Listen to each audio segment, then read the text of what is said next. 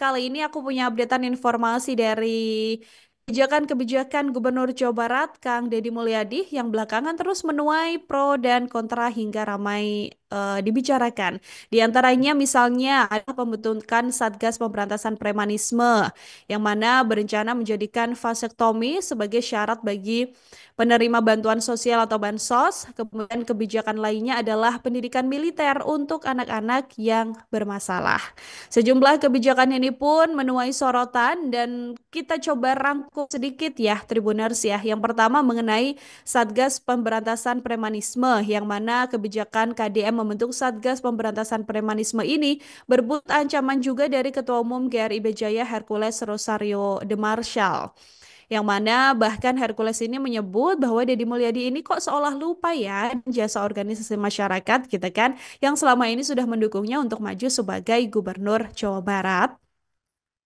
Selain itu, Satgas Anti Premanisme ini juga banyak yang kemudian mendukung Tribuners karena memang beberapa masyarakat di wilayah Jawa Barat ini merasa resah begitu ya dengan hadirnya sejumlah aksi-aksi premanisme Tribuners yang memang selalu membuat aktivitas masyarakat khususnya di wilayah Jawa Barat ini tidak bisa dilakukan dengan nyaman. Tujuan dibentuknya Satgas ini sendiri adalah untuk melindungi masyarakat ya dari aksi premanisme yang mengintimidasi mereka, dan juga kebanyakan ini bisa merugikan ekonomi karena salah satunya adalah sektor industri yang memang paling sering terdampak aksi-aksi premanisme, misalnya pungli dan lain sebagainya Tribuners. Kemudian baru-baru ini Kang Deddy Mulyadi ini juga melontarkan wacana kontrasepsi atau KB vasektomi sebagai syarat penerima bansos dari pemerintah. Ia mengatakan apabila diterapkan vasektomi, ini bisa diharapkan menurunkan angka kelahiran dan kemiskinan di wilayah Jawa Barat. Pasalnya, menurut KDM sendiri, Tribuner selama ini keluarga tidak mampu itu cenderung memilih anak yang lebih banyak.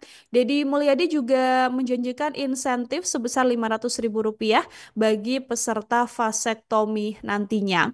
Nah, hal ini kemudian dinilai oleh sejumlah pengamat, diantaranya adalah pengamat dari Universitas Pajajaran yang justru menyebut wacana ini tidak beretika Tribunas karena menurutnya wacana kebijakan vasektomi ini beresiko melanggar hak asasi manusia, yang mana pengamat juga beranggapan kalau wacana ini terkesan memaksa ya dengan adanya iming-iming insentif sebesar Rp500.000. Bahkan prosedur vasektomi ini juga dinilai harusnya tidak bisa sembarangan diterapkan, apalagi diterapkan hanya untuk alasan agar warga di Jawa Barat ini yang menerima bantuan tidak memiliki anak yang banyak atau sesuai dengan anjuran yaitu 2 anak cukup kali ya Tribunars ya. Oke, ini kebijakan ketiga dari KDM juga yang kemudian menuai pro kontra adalah pendidikan militer yang kemudian dinilai berpotensi melanggar hak asasi manusia Tribunars. Hal ini disoroti oleh Amnesty International Indonesia yang mempermasalahkan kebijakan pendidikan militer bagi anak-anak bermasalah yang ternyata memang sudah mulai diuji coba ya pada hari Kamis 1 Mei di Purwakarta kemarin Tribunars.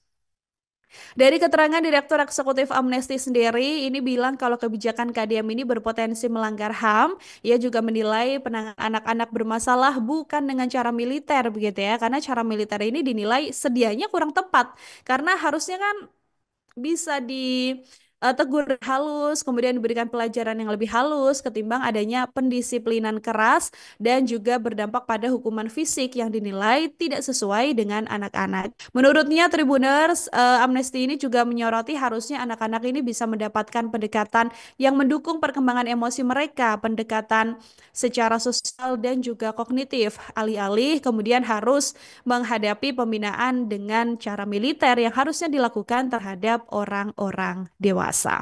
Download Tribun X sekarang, menghadirkan lokal menjadi Indonesia.